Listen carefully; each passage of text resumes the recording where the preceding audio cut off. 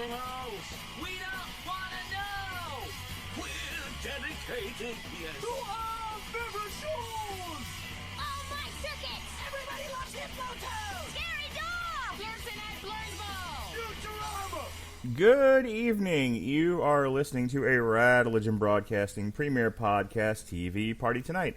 I'm your host, the mandated reporter, and frankly, I'm mortified, Mr. Mark Radulich. And tonight, our favorite show is Impact Rebellion 2021, featuring the title-for-title interpromotional match between Impact World Champion Rich Swann and AEW World Champion Kenny by God Omega.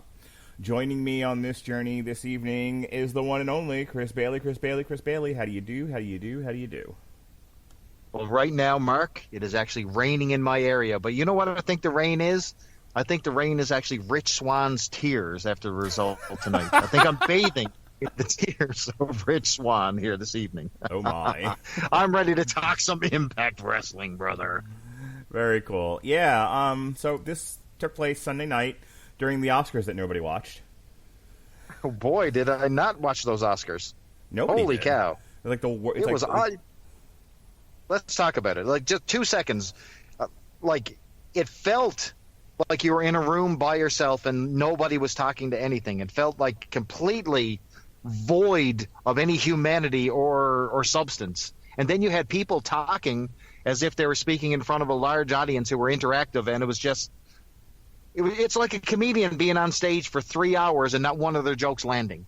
It's that feeling of, oh my God, somebody pulled the plug. Yeah, I didn't watch the Oscars, obviously. I was watching Impact Rebellion, as I said, as were you, I guess. I don't know, did you watch Impact as it was happening, or did you watch it after? I did. I watched both simultaneously, and man, I'm glad I was watching Rebellion. You know, they said that part of it was nothing that got nominated was stuff that people watched. You know, a lot of people haven't watched Nomadland or Minari or The Sound of Metal. I don't even think Judas and the Black Messiah got a lot of views. I mean, I think it was a prestige picture, and I think it got a lot of buzz, but I don't know how many people sat and watched the Angry Black People movie. I did. So for Best Actor, was it Anthony Hopkins for The Father? Yes. Okay. So you want me to tell you why that's significant? Go ahead. Because just after I finished watching The Father the night before on Saturday night, I received a copyright infringement notice that I had illegally downloaded a certain movie. Now, I won't tell you what movie it was, but it may or may not have been The Father. Oh, you got caught in the high seas, did you, Long John Silver? Me hearties. I cannot reveal me downloaders. Love it. So yeah, I was actually talking to Alexis about this. I said, next year, because like there were some Oscar nominees for this and that I was interested in outside of like the stuff that we covered, just because like Tenet and Mulan, which whether or not they were going to be nominated for anything, we were going to talk about those. But as far as the prestige pictures, she was asking me like, for the Emmys and for the Oscars, she was like, why don't we talk about more of this stuff? I'm like, because I'm not talking about fucking Schitt's Creek, that's why. Hey, what's wrong with Schitt's Creek? Nothing. My wife loves that show, but it's not really in our wheelhouse. But I'll tell you, after kind of, I've never been an awards person, to be honest with you. I've never paid attention to the Oscars. I remember the one year everything that was nominated for an Oscar was a war picture, and I think I paid attention that year. But other than that, like I tend to not pay attention. The only other memory of the Oscars I have is the year that they gave it to Denzel and to Halle Berry, and Halle Berry went nuts. And it's like, and I remember like they both, I mean, like Monsters Ball she may have deserved it for, but Denzel Washington really didn't deserve it for Training Day. He kind of got like that happened to be the movie that came out that year that, that was nominated, but it was more of a Lifetime Achievement Award. It was like, sorry, you probably should have gotten this for Glory or something else, in years past. You're right on the money. But boy, speaking of award winning, there was lots of championships shelled out on this pay-per-view. Yes, sir. All right, nice transition there, Bucky. All right. I'm trying to make that gift card. All right, so we had a pre-show match. I did not watch it. I only got home at 8:00, and I immediately put on Impact. So, did you happen to see Rosemary and Havoc defeat Kimberly and Susan? I did not. My first match was the Ace Austin match. What happened? Tell the people. They don't even give a time here, but Rosemary and Havoc defeated Kimberly and Susan, as they should. Kimberly and Susan are kind of goons and jobbers, so that's fine. All right, so yeah, that's a good description of Kimberly and Susan. Yeah. All right, first match, first official match of the pay-per-view. Josh Alexander defeated Ace Austin for the X Division Championship, and TJP was there too.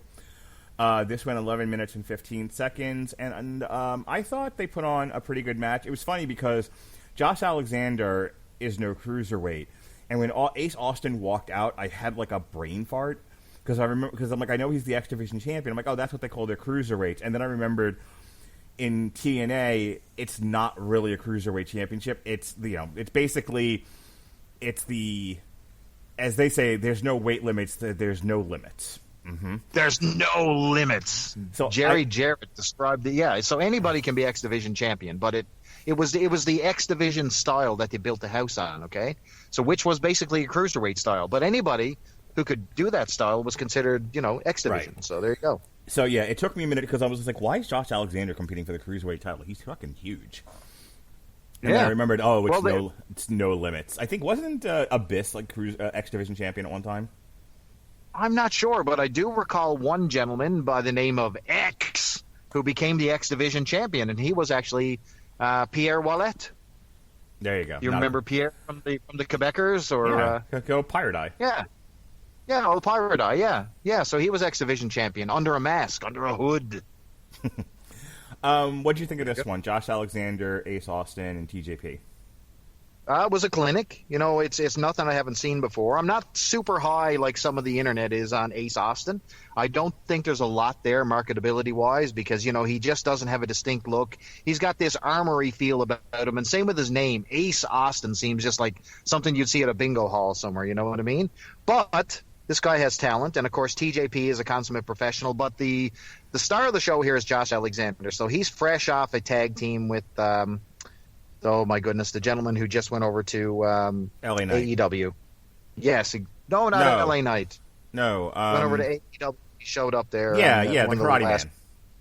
Yeah, the Karate Man. Yeah, so him and the Karate Man were the North, and so he was singles. All of a sudden, he got once the other gentleman left for AEW, he was left all alone over here in Impact Wrestling, and I just knew that with the talent this guy had, and he's a very sizable guy. He's got a great frame and an unbelievable technical work ethic. I mean, I've actually did ring announcing for Josh Alexander, believe it or not. So I've actually been in a ring and introduced him to the ring. So that's my claim to fame. There you go. But Josh Alexander can go when he comes out, the brand new X Division champion here. What did he beat him with? Oh, he hit the pile driver, and an amazing pile driver on Ace Austin for the victory here. But this match had a lot of moves, man. You got to see all kinds of high-flying stuff. You got to see German suplexes, ankle locks, all kinds of submission-style wrestling. It was just a bit of everything, and it really worked. It was a very entertaining way to start and say, hey, we are Impact Wrestling, and this is what we stand for, and I thought it was really good. Yeah, I like Josh Alexander. I kind of don't have any use for TJP, but I thought Josh Alexander looked like a star in this match. Ace Austin and TJP kind of bounced off of him really well, and I'm excited to see what they do with him as the X Division champion. I think he's outgrowing TNA, quite frankly. I mean, I know they're trying to hang on to talent as much as they can, and they're trying to make some hay out of their association with AEW. But I'd like to see Josh Alexander go to NXT. Yeah, I think it's a combination of. It seems to be the farm system now for AEW. I think this is what Impact technically is. So, you get to see the big boys before they head up to the big stage. And this is what we have here. So there you go. And Josh Alexander, man, I'm telling you right now, there wasn't a flaw in his armor in this particular show because, I mean, he was flawless. His style is clean, and he will be a big deal at some point. But, man, let me tell you. Oh, his tag team partner, yes, Ethan Page. I don't know why that escaped me, but, yeah. So they were the North. There you go. They were the Canadian Professional Tag Team Champions. Bingo. Next match, we had a debut in this one. The man formerly known as Big Kaz came out as W. Morrissey. And I don't know if you know this or not, but like immediately Twitter blew up with Morrissey jokes, including me. I was like, stop me if you think you've heard this one before, but W. Morrissey is here to hang the DJ. Those are two Smith songs. Oh, that's horrible. I should have, because I was afraid I was actually going to get like Twitter jailed for the hang the DJ thing, because you know how they can be. So I was like, so I should have, what I should have said was, stop me if you think you've heard this one before. There's going to be panic on the streets of London tonight. W. Morrissey is in the house. I could do this all day. You ever listen to much Morrissey? I know I'm familiar with it, but no, I do not sit down and listen to Morrissey. I grew up listening to the Smiths. My cousin was into it. While I was down with the homies in Uniondale listening to 80s rap. My cousins who lived in Wantagh, Long Island, they among the white folk, they grew up listening to like 80s new wave and stuff. And so one of my cousins was a huge fan of the Smiths and then Morrissey's solo career. The Smiths were always something that was all, pretty hoity-toity when it came to stuff that people listened to in my hometown. You know what I mean? It was one of those, no, we're not going to listen to The Offspring. We like the Smiths. Oh, okay. The Smiths. Yeah, Got it. Yeah, and you had to talk like that as well. I understand. Yeah. All right, so he was part of Violent by Design, which was Diener, Joe Doring, and Rhino, versus Chris Sabin, Eddie Edwards, James Storm, and Willie Mack. And Violent by Design ended up winning. I think W. Morrison actually got the pin here at 10 minutes and 5 seconds. I mean, this was, a violent, chaotic 8-man tag. This went all over the place. TNA, TNA definitely, if you're into like the AEW style of do everything all the time, always, there's more of that also going on in TNA, where it's like they just throw everything at the wall to see what sticks, and that was kind of what one of these matches was. It was a lot happening. It was very frenetic. There was a lot of action in it, and if you like that sort of thing, and you're not really into traditional wrestling story, and you're just kind of wanting to see guys do moves and rock hard, then this was the match for you. What did you think? Yeah, you know what? Number one, what struck me is that, boy, have they downgraded Chris Sabin, Storm, and Willie Mack. I mean, this is the jobber position I've ever saw. So, they're trying to build up this brand new unit that Eric Young, has built here, Violent by Design. I'm not really, struck on the name. I'm not a big deal, VBD, whatever. But basically, Eric Young playing a cult leader thing who's recruiting, underutilized talent from Japan, when it comes to Doring. And then you got Diener, who is toiling in like a hillbilly, style gimmick. And then Rhino was just toiling, not getting ahead, not getting that push. And of course, who better represents no push than good old W. Morrissey, Kaz XL. And man, he was super jiggity jack, man. He made me feel bad about myself ASAP. He is in incredible shape. So if you've seen Big Kaz in WWE, I mean, tagged up with Enzo Amore, and he always had this big gut. He was never defined, but buddy, I guarantee you, he was mega jacked here. And he's got this brand new slam finisher that he put away Willie Mack with. No, was it Willie Mack? Yes, it was Willie Mack. And he caught him with a big boot, and then he finished him. All game over, and you got the big guy, W. Morrissey, making a statement here, and Violent by Design goes over. Decent match. It was like a nice wild brawl, but yeah. The entire design was to put Violent by Design over, and I think they did that. So there you go. It served its purpose, Mark Radulich. And obviously to give Kaz Big Kaz, W. Morrissey a big debut. And yeah, and I think they did that. Did he not look impressive to you? No, he did. He did. We'll see. I mean, he seemed to have some mental troubles when he was in WWE. Enzo Amore is already like a lunatic. I think like Enzo Amore and like Leo Rush both kind of had the same problem. They were these little fellas with big mouths, and they got super over with the crowd in a world where they're not supposed to be the ones that get over. Like, you were you were in that New Japan thing, that event at MSG, correct? You went there, did you not? Yeah, I was awake for that part of it. Okay, so you saw Enzo and Cass at ringside, correct? Causing all that trouble. Yes. So describe to me what the real deal was behind that. Were the crowd aware of that? Did anyone know what was happening, or was what was the story behind that? No, I mean, I don't know what the real story is. It came across in the crowd like they were just like picking a fight. Okay. They were in the crowd. They were sitting in seats, and then they jumped the rails and started shit. So then people assumed they were going to be part of Ring of Honor, and then that never happened. Yeah, I honestly think that Ring of Honor had all intentions of bringing them in. I think they were. People say they weren't signed, but to me, they had definitely had a verbal contract going there. Mm-hmm. And I think because of the resistance to the online backlash that came out of that Ring of Honor was are desperately trying to keep their viewers, and heaven forbid that they get rid of the few purists that still follow their product. They couldn't have that stain on their product, and they said no. So there you go. Yep. All right, next one, the Battle of the Long Islanders, Brian Myers versus Matt Cardona.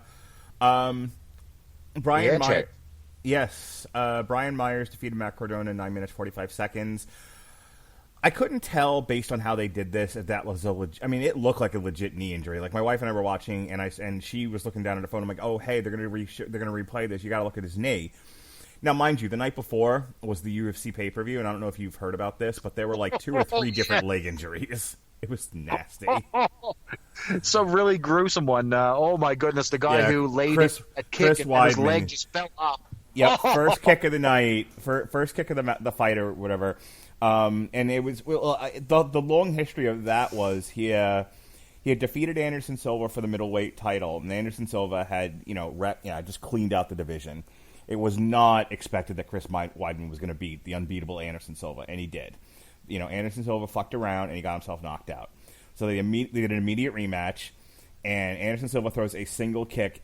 Chris Weidman checks it, and he breaks his leg. And that was kind of the end of that. I mean, Anderson Silva's fought since. Gruesome. Yeah, Anderson Silva's fought since, but that was really like the end of Anderson Silva, as far as a major player in the UFC. So yeah, that was messy. So Saturday night, Chris Weidman throws a kick against his opponent, immediately breaks his leg, and everyone's like, Anderson Silva finally got his revenge. And to Anderson Silva's credit, he was on Twitter like, please don't put this on me. Like, I wish him nothing but the best. It's please get well, champ. Like, everyone was a class act involved in this, but.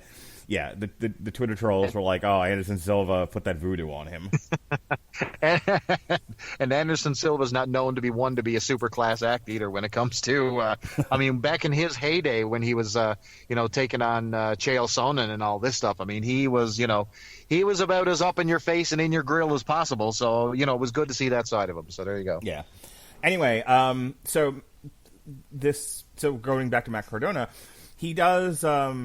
Like a leapfrog, I think it was, and he comes down bad on his knee, it looked like, and it looked like they were going to stop the match. You see the ref doing the cross arms thing, but then Brian Myers, kind of like an Owen Hart, Steve Austin thing after the Stinger at SummerSlam, just finished the match, but he finished the match and beat him. So it was hard to tell, like, was Matt Cardona just really selling? Or, did he, or was he just... Yeah, go ahead. He either really legit injured himself and then said to Brian Myers, "Hey, let's just finish the match. I'll deal with it in the locker room. Just finish me off." Or that was the planned finish all along, was to fake an injury, make it look like it's real, and Brian Myers looks like a super heel by taking advantage of it. I'm not really sure which one it was. So, they speculated. So the build up to this, these guys went through, WWE together. They came up through the ranks together. They were the edge heads. Both men had different career paths. Brian Myers went on this outstanding losing streak. Matt Cardona became the Long Island IZ and all this crap with his own YouTube video. So, the guys had a legit history as tag team partners and best friends, and it was, common knowledge. And just before they left WWE, they had the tag team where they became tag team champions and ended the big losing streak of Brian Myers. Now we get here and they're on both different paths. So one thing that tells me that this may be a work was, number one, they continued to fight, but they finished him with a clothesline. So he hit the clothesline, which is comedically called the roster cut, which Brian Myers is still a little bit bitter over being cut from the WWE. So that's one of his finishers, the roster cut. You know, his other one is called the no, that's Cardona. He uses the hot mess, which is basically an unprettier. But yeah, Brian Myers hits him with the clothesline, knocks him out, bang, bingo, bango. So it did look legit. If it was not a legit injury, they sold me on it 100% because I was in your camp, man. I was buying that it was a legit injury, and it couldn't be any worse for Matt Cardona. You know, think about it, Mark. I mean, this guy burned a bridge in WWE. I mean, he came on right after he left WWE and, you know, shit all over him on the internet, said he was going to make a name for himself, showed up in AEW, couldn't get along with Cody, ends up in Impact Wrestling, and he's injured right away. So it just seems like this guy is, you know, snake bit everywhere he goes. Brian Myers wins in 10 minutes, folks. He sent out a tweet April 25th at 10 o'clock. Hopefully not as bad as it felt. Kneecap is back in place. Thanks, guys. Okay, so injury, non-injury. Yeah, I haven't. I mean, I'm looking at the news right now. A lot of it is may have suffered a knee injury. I'm not seeing a tremendous amount of confirmation about. Here's my thing about that, and I'm not going to beat this to death, but don't have the referee doing the cross arms thing if he's not legitimately injured. Yes, please. We're all here to have fun. We're here to watch a show, and if somebody gets legitimately injured, then that should be the sign to everybody that this is legit. Let's shut her down. Don't use that as part of an angle. Like there's a way if you want to do if you want to try to work the crowd and make it seem like an injury, don't do all I'm saying is don't do the cross arm thing. I'm not saying don't do that because you can absolutely do an injury angle. You can absolutely do what they did, but it would be like, I go back to the Austin Owen Hart thing, where Austin was like, let's just finish up the match. And we all know how awful that looked at the end, but it was like everyone knew that he was like half paralyzed, so we kind of forgave Steve Austin and Owen Hart for that shitty ending. And that's why, like I said, I don't know what the intention here was. If it was from the start that was the plan, or if they were just making hash out of, a situation that came out of nowhere. So who knows? But up until that point, I mean, the guys can both work. It was fine. I'm not particularly interested in either one of them. So I was sort of half watching this match, but it seemed okay. They just got to get away from the, where I think everybody is over the, I just got let go from a promotion and I'm very upset. You know what? This is a chance to redefine yourself. Like, you don't always have to go the Miro route and shit all over the WWE and burn your bridges. Don't do that to yourself, man. Like, at some point, you may want to return to the big stage. You know what I mean? So why would you torch any career opportunities you got? Just reinvent yourself. Give yourself a new look. Look what AJ Styles did.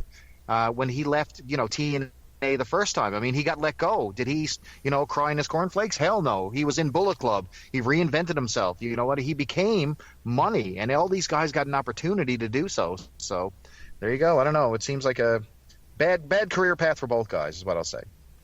Next up, Jordan Grace and Rachel Ellering. Is she the daughter or granddaughter of, what's-his-face Ellering?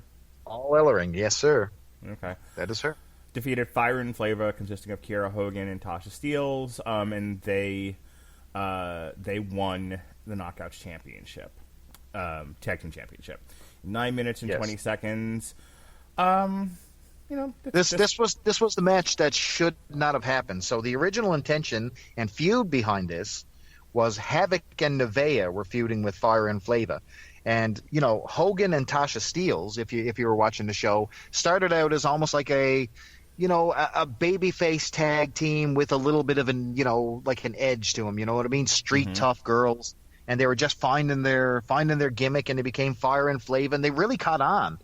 But lately, they've taken like more of a heel turn where they're over the top, they're loudmouths and they're, bombastic bad guys now all of a sudden. And originally they were taking on the heavyweight team of Havoc and Nevaeh, but Nevaeh ended up leaving the company.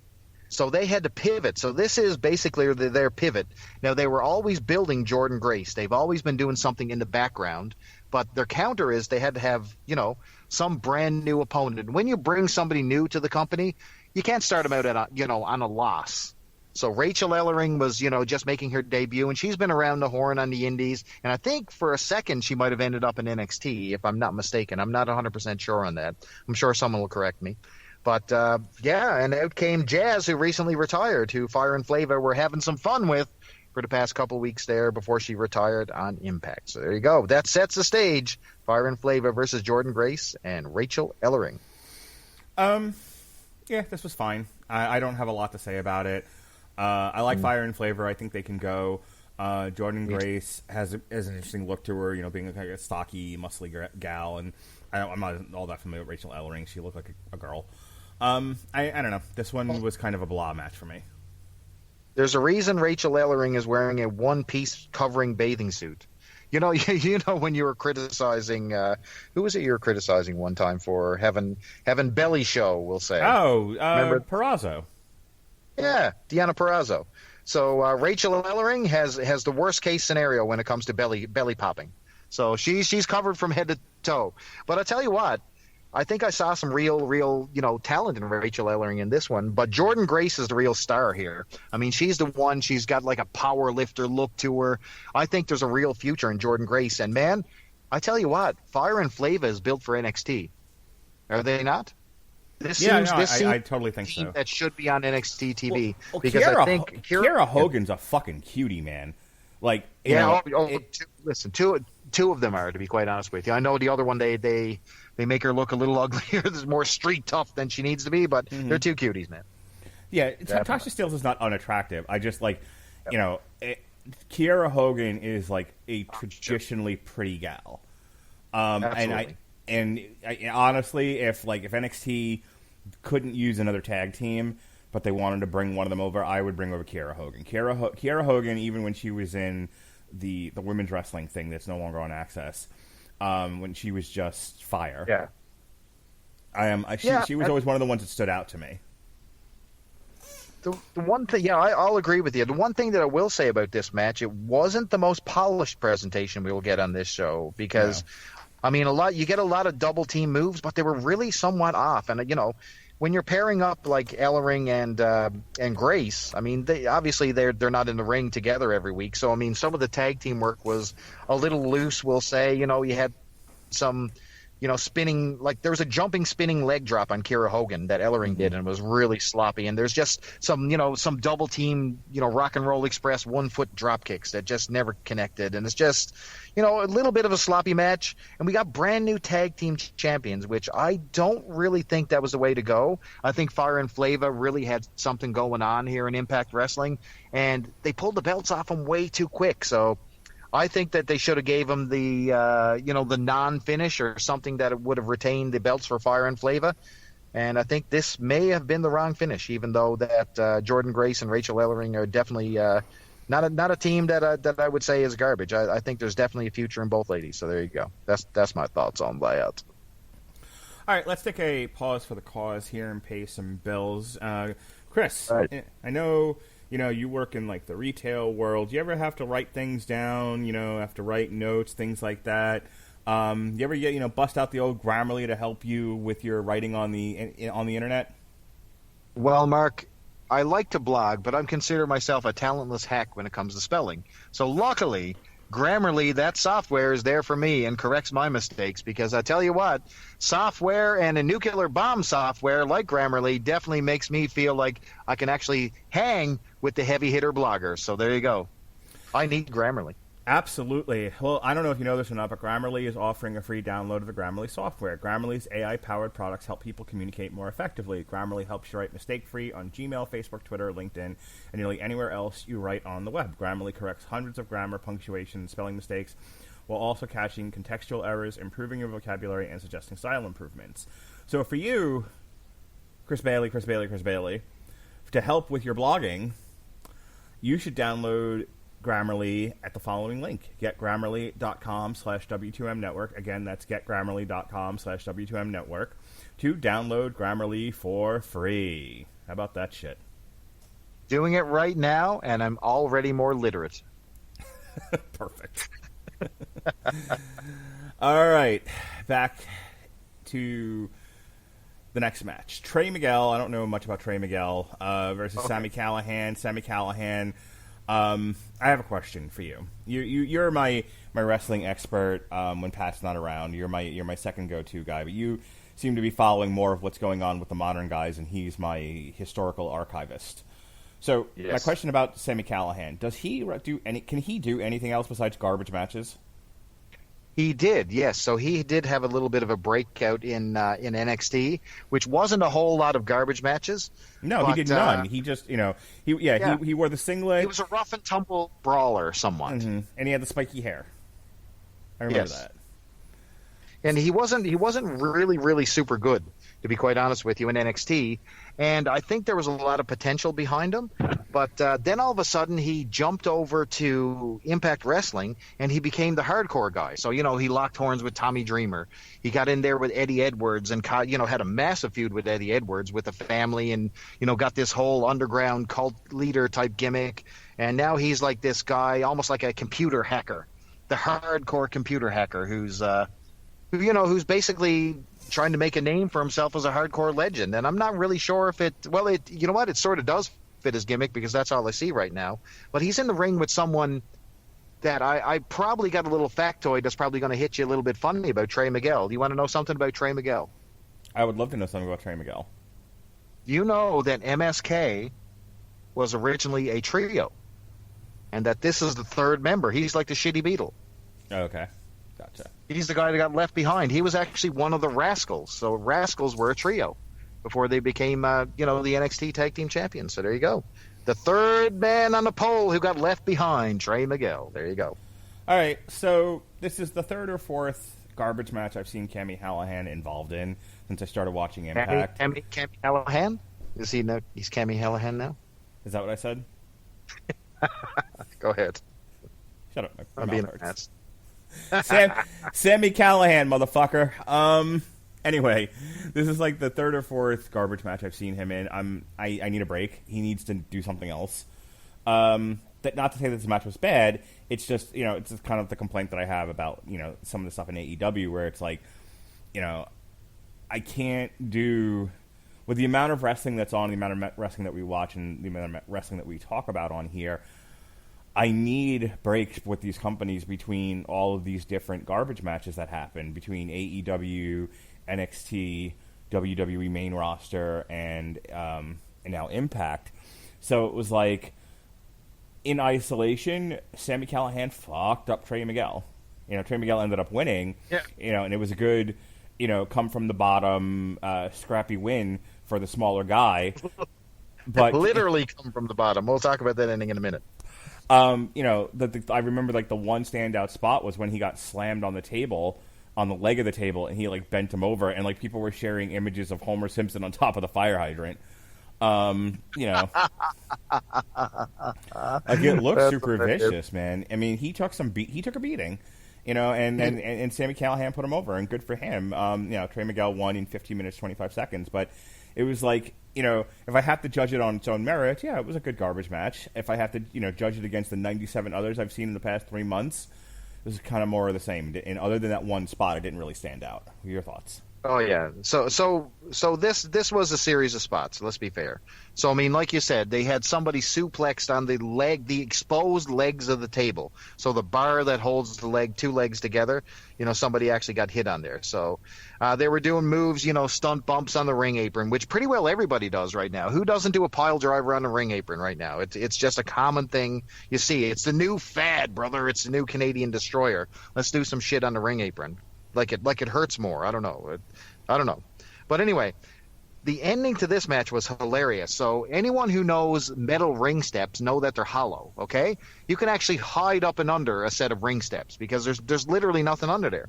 So Sami Callihan had to beat the count. So you got to keep a guy down for the count of 10 to win this match. So his idea was to set the stairs on top of Trey and to just sit on the stairs. And, obviously he's trapped underneath the stairs. He can't answer the count. Boom. Now, I don't know if he's a complete moron, but we also know that the back of the stairs is open. So Trey literally crawls underneath the ring, comes out the other side, and he hits a running cutter through the table. And then Trey made it to his feet for the win. So, 16 minutes. The forgotten member of MSK is your winner in 16 minutes. So, I mean, if you're looking at what's going on here, they're building future stars. So this is a real change, a real shift. So, I mean, take a look at everybody that won. You got W. Morrissey. You got Brian Myers, who's brand new to the company. You got Jordan Grace and Rachel Ellering, who's brand new. And now Trey Miguel. So, they're really, really going out of their way to do a shift. You know what I mean? To new talent to put over. So this is a reboot, what we're watching here, man. I'm telling you. And a good reboot. All right, next one. Finn Juice from New Japan, who are the current Impact Tag Team Champions, had a rematch with the Good Brothers, who they took the Tag Team Champions from. They defeated them in 10 minutes and 35 seconds. I like Finn Juice. This was very much a smaller team doing a lot of, like it's kind of like the Rockers versus like the British Bulldogs or something like that, or maybe like not quite as extreme, but the Natural Disasters. Where the smaller. Right. The smaller, more athletic team have to outrun, the bigger, stronger power team. Maybe a better comparison would be like the Rockers versus the Road Warriors. Yeah, right. And that's exactly what you got here. So Finn Juice, Juice Robinson and David Finlay. I mean, both of these guys are, cutting their teeth overseas more than in the U.S., you know what I mean? You got to see a little bit of them, sprinkled in with Ring of Honor and I think Dragon Gate and a few different promotions. You got to see both of these guys in New Japan. But you don't really... I'm not a big fan of them. I got to be quite honest with you. And Good Brothers is your standard, big thug WWE style tag team. The Good Brothers, and the Impact Tag Team Championship, which Finn Juice is right now because they had the big upset win on I think the last pay-per-view, and this is the big defense. So the whole idea here is that Finn Juice ran away to Japan right after winning the belt. So this is the first opportunity for the Good Brothers to get these back. So they're on a mission to retain these or regain the tag team championship. So was it an upset that Finn Juice won the first time, or are they gonna show everybody that this was no fluke and that Finn Juice is for real? And guess what? Finn Juice again retains these damn tag team championships. You know what? Unlike you, I wasn't a fan. Anderson and Gallows are about as basic of a tag team as you can get. I mean, depending who they're in the ring with. I mean, they're in the ring with Robinson and Finlay, and these guys are creating all sorts of movement, of course. As what Kevin Nash used to say, if you get in the ring with like a Rey Mysterio, you get these guys to create movement, create suspense, and that's what we got here. And anyway, we had a roll-up. Juice Robinson rolls up Carl Anderson for the win to retain the tag team championships. I thought it was nuts and bolts basic and technically okay, but nothing to jump up and down about, man. I'm not a fan of Juice. I don't think there's much there. I liked it. I liked this match. I liked Finn Juice bumping off of the Good Brothers. Yeah, that's what it was. Lots of motion. Yeah. All right. They are all fucking in on Deonna Purrazzo. Because here was an opportunity to put the belt on the much hotter former WWE star Tenille Dashwood, and do something else with this title. And they're like, nope, Deonna Purrazzo is the Asuka of Impact Wrestling. She's still, she is. Yeah, absolutely. She's just going to run over everybody. Okay, I mean, I don't particularly see what they see in Deonna Purrazzo. She doesn't really strike my fancy. Right. But they are pushing this girl, and they are feeding her different opponents, and that's what this was. She defeated Tenille Dashwood 9 minutes and 45 seconds. Tenille Dashwood is a perfectly capable wrestler with a great look, and she's really hot. I enjoyed the match for what it was. It was no big deal, but I mean, that's kind of my whole take with this whole pay-per-view. It was like just kind of another night of wrestling. Nothing really jumped out at me. It was particularly like overly memorable, but it was all serviceable, and this was absolutely a fine, serviceable match. Deonna Purrazzo is trying to be the Charlotte Flair. I think she's like a like a darker Charlotte Flair. She's like the Veronica in Archie comics. She's got this real evil streak to her, the black, the raven black hair and the giant robe. And she's got, I don't even know how to say it, 2 trash bag hoes, Kimberly and Susan, who comes to the ring. And it's like the gorgeous girl who brings her 2, very unattractive friends around with her all the time. I mean, these 2 ladies are, they got hit in the head with a crowbar twice, ran over by a truck. I mean, they are butt ugly women. But Tennille Dashwood is certainly not ugly, and she's there with Caleb with a K. So it's heel versus heel, which is an interesting match. I don't know if we really got much out of this. I mean, like you said, Deonna Purrazzo is nothing really special, but they're pushing her like she's the next coming of Charlotte Flair, and I don't think she is. Tennille Dashwood is reasonably serviceable in the ring. She's buried in this gimmick, where she's taking selfies with herself, and the Caleb with a K thing, and 2 of them are 2 lovers or whatever the case might be. I don't know. I'm just not into that either. But Deonna Purrazzo gets the win with the Queen's Gambit. Hello, Netflix. Come get that Netflix money. Pile driver for the win. So I would say an okay match. Now, at the very end of this match is basically the entire build-up. So why are you having a heel versus heel match? Well, you had no intention of having a good match.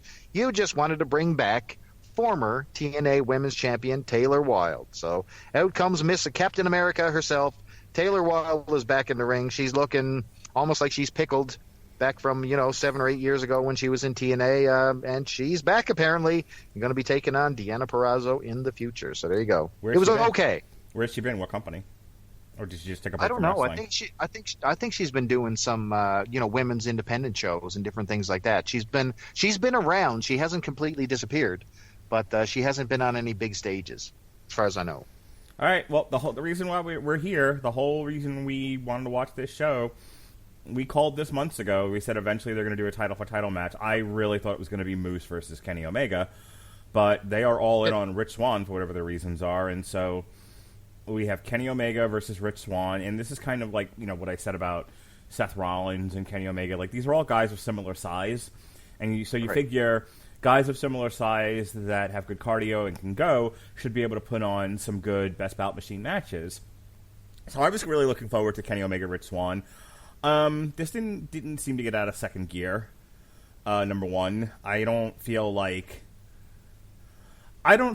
this was the Kenny Omega match we wanted. Right. This went 23 minutes, and it just felt like it. Like I said, it couldn't get out of second gear. If Rich Swann felt a half step off, Bingo. There was nothing about this match that was special. And then they had all these people on the outside, like Doc Gallows and Carl Anderson and Don Callis, and and then you had, with Rich Swann, you had seconding him, Eddie Edwards and Willie Mack, but nobody got involved. There were no unseen Bolorcos. There was not. If you're going to beat Rich Swann, there should have been interference, and Kenny Omega should have won the title under some sort of controversy, so that you protect Rich Swann and you have a reason for all those people to be out there. Instead, he just, like, the last 5 to 10 minutes of the match was just him doing move after move after move and Rich Swann kicking out, and move after move after move and Rich Swann kicking out, and finally move after move after move, and Rich Swann finally dies. And you're like, Exactly right. I remember watching this, and I'm like, what the fuck was the point of this? Like, here's what gets me. It's so funny. I just listened to our podcast about Pacific Rim Uprising, like the Long Road to Ruin that we did. And I said, there's so much potential here for a really good story, and they said they went with a stupid one that isn't worth telling. Right. Same thing here. I was really excited for this Kenny Omega Rich Swann match, and not partially because I expected them to have like a balls out fucking Best Bout Machine cardio killer match, which did not happen, but also because I was like, okay, the whole reason I'm paying attention to Impact right now is because of Kenny Omega. Like, if Kenny Omega stops going over to Impact and AEW stops sending Tony Khan to do coked up fucking commercials, I'm not watching Impact anymore. We're done with this. Those are the 2 best parts of Impact for me. But I was interested in this story. They're doing this whole, like, invasion, Forbidden Door thing. I'm like, okay, well, where are you going with this? And so far, other than getting to Rich Swann Moose, which again the wrong guy I think won that match. They're not telling a very interesting story with this, and I'm honestly I'm going to give this another big pay-per-view because I want to see where it's going. But if they don't shift into a third gear with this story, they're going to lose me, and we're not going to do this anymore. That's where I'm at with Impact. Come on, Impact. We got to keep doing Impact pay-per-views. Do something to keep Mark satisfied here. Come on. Yeah. Here I am. I'm not wearing any pants. Come do something for me. All right. Well, let's tell you what. Put that in your brain and smoke it.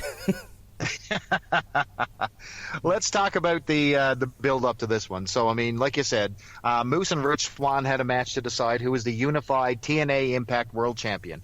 Rich Swann ends up winning. He's going to take on Kenny Omega, belt versus belt, okay? It's Impact Wrestling versus AEW. 2 championships on the line. One man walks away with all the gold. 3 titles, Impact, TNA, and AEW. Who's going to win?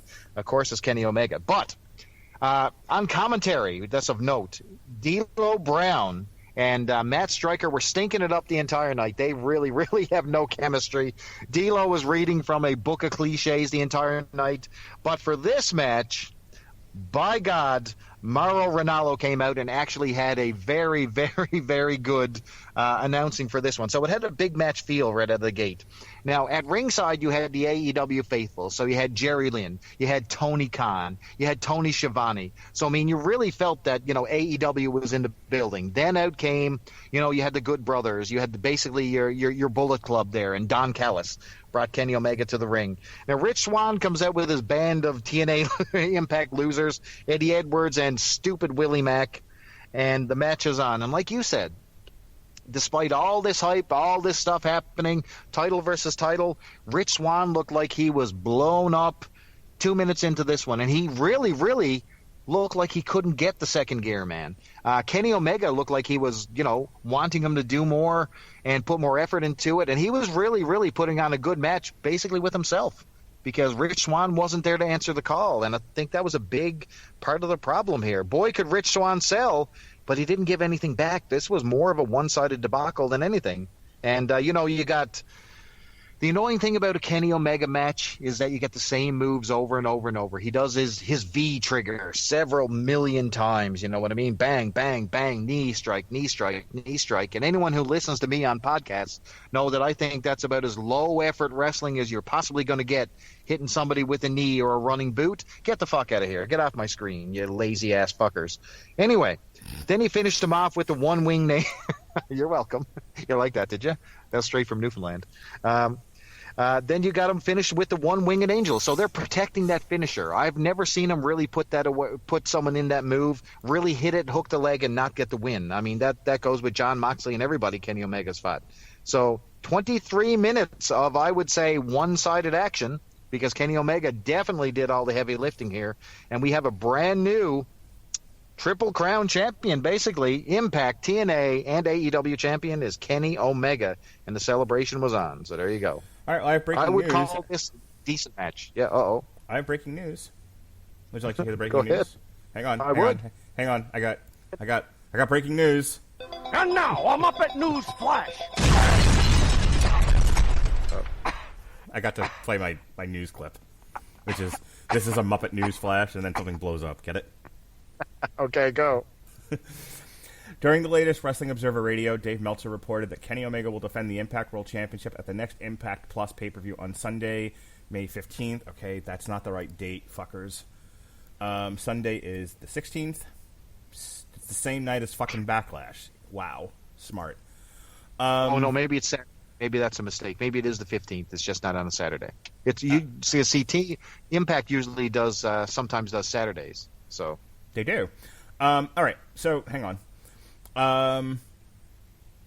During the latest Wrestling Observer Radio, Dave Meltzer reported that Kenny Omega will defend the Impact World Championship at the next Impact Plus special on either Saturday or Sunday, either May 15th or May 16th, entitled Under Siege. It is currently unknown who he will defend the championship against, but Meltzer did speculate it's either going to be Rich Swann, Moose, or Eddie Edwards as potential first challengers for the new champion. Whoa, so there you go. Say that again. Repeat.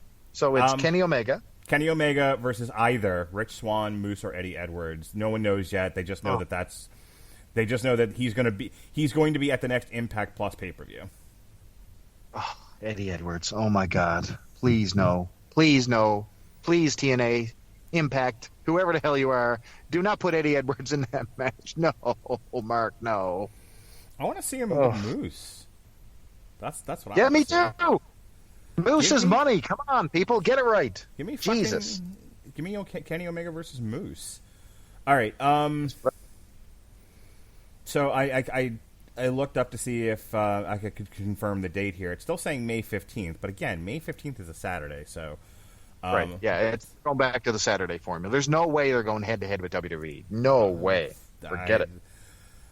Did anyone watch Hardcore Justice? That was the same day as WrestleMania, but it was early during the day.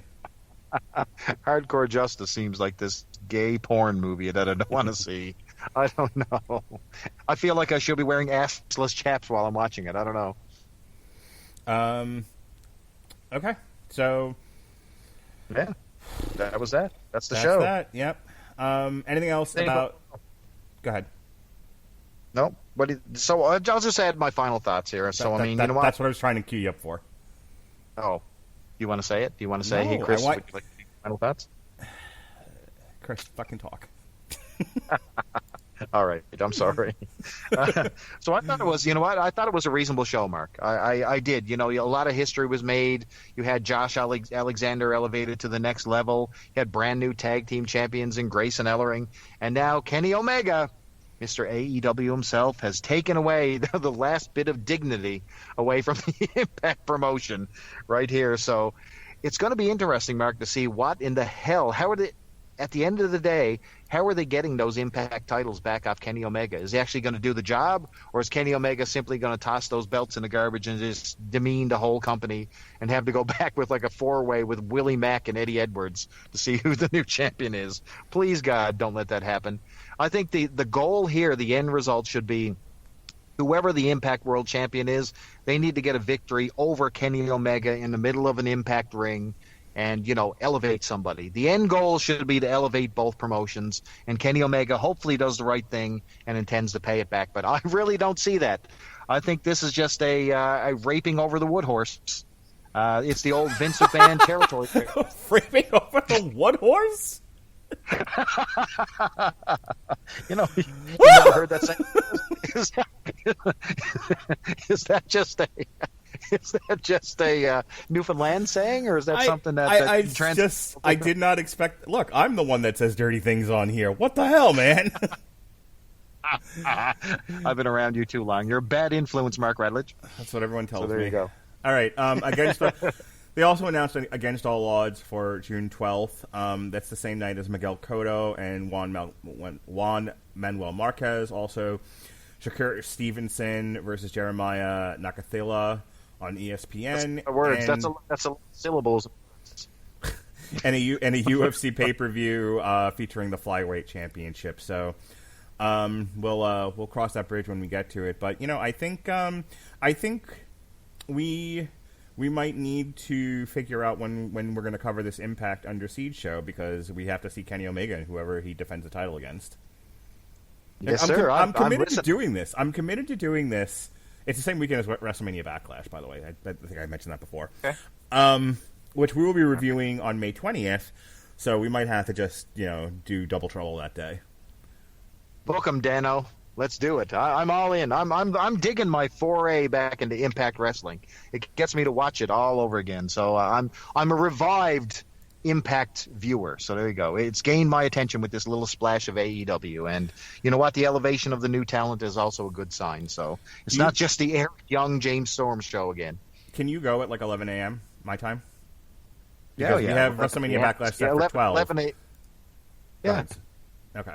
Absolutely. 11 a.m. is just like, 4 o'clock in the afternoon to me. Well, it's not that bad, but you know what I mean. All right, we'll do. Time, you and me will start up at 11. We'll do Impact. This is always good podcasting when I do my schedule in the middle of the show. Impact, Under Siege, and then we'll put that one up, and then we'll bring your buddy on, and then we'll do WrestleMania Backlash. Sounds good. Let's do it. Yes, sir. It's going to be a long day for me. Fucking 2 wrestling shows and the Mighty Ducks. It's your own fault. I can't give you any sympathy for covering the Mighty Ducks, so there you go. Oh, my God. It's one of those... Hey, does anyone want to do this? No. Anyone want to do this? No. Anyone want to do this? No. Anyone want to do the Mighty Ducks? Everyone. Every single person I podcast with jumped on the Mighty Ducks. Yeah, I don't understand people. All right. Yeah, my final thoughts were kind of a one... I liked the Josh Alexander match. Everything else was kind of somewhere between meh and fine. And then Kenny Omega, Rich Swann did not live up to its potential. Kind of disappointing. But I'm still interested. You haven't lost me yet, Impact. You haven't lost me yet, AEW. I'm still interested in what you're doing with this story. Don't waste it. Here's the thing. I'm giving you guys to Against All Odds. If by Against All Odds, after that show ends, I'm not satisfied with where the story is going, I think we may have to abandon this. And this is a guy who covers Effie's Big Gay Brunch, so keep that in mind. I didn't cover it. I just watched it. I made my family watch it. My parents were over and everything, and I'm like, well, oh my Jesus. Anyway. They're like, here, you guys want to hang out with us? Fine, Effie's Big Gay Brunch, here we go. My father was like, I'm just going to look at my iPad. I can't deal with you. Your silliness. You're nuts. All right, speaking of nuts, tonight we will be gathering all of the movie review people. We'll be gathering to review Mortal Kombat. Last night, the Three Wise Men, myself, Robert Winfrey, and Jesse Starcher reviewed Vanquish, starring Ruby Rose and Morgan Freeman. I didn't know. Looking forward to listening to that. Yeah, that's good. Good talent roster there, the originals. I didn't know what it was going to be, and I'm sorry. Earlier in the day, Christian, who's tired of my monkey ass picking terrible books, was like, enough of you. I'm not doing Mortal Kombat. Go fuck yourself. I'm like, all right, I understand. And then he was like, you're doing Superman Grounded, but only one issue. I'm like, okay. So we did. We had a good conversation, a really, really good conversation about the first issue of the Superman Grounded storyline. So that was his pick, and we had a really good conversation, and it's worth a listen to for those of you who enjoy listening to our comic podcast. On the day of the Oscars, we re-released an on-trial that we did a year or so ago, our Civil Court edition, which was the 1995 Oscar debate, who should have won, Forrest Gump or The Shawshank Redemption. Wednesday, myself and Jesse Starcher are reviewing selections from the TVT Mortal Kombat movie soundtracks. And then Thursday, Sean Comer and I will be doing an on-trial for the 1995 Mortal Kombat. On Friday, we are re-releasing our Jack Ryan Long Road to Ruin from a few years ago, which features Sean and I reviewing The Hunt for Red October, Patriot Games, and Clear and Present Danger. And we're doing that because Michael B. Jordan has a Tom Clancy movie coming out on Amazon called Without Remorse. Nobody wanted to review that one. Nobody. Not a single person I podcast with was interested in doing Michael B. Jordan's Tom Clancy movie. But that seems like a Robert Winfrey special. No, he's not a huge fan of Michael B. Jordan. But yeah, nobody cared. Not even Jason, who I got to do Coming to America, but turned his nose up at this one. So okay. So we'll just re-release that show and it'll be fine. Saturday is Jesse's What If Spider-Man Joined the Fantastic Four. And then Sunday, my daughter is joining Robert Winfrey and I to review Demon Slayer Mugen Train, which I saw yesterday with them and was awake for at least most of it. So my son and his girlfriend are currently enjoying that particular movie as we speak. Oh, you guys have open theaters up by you?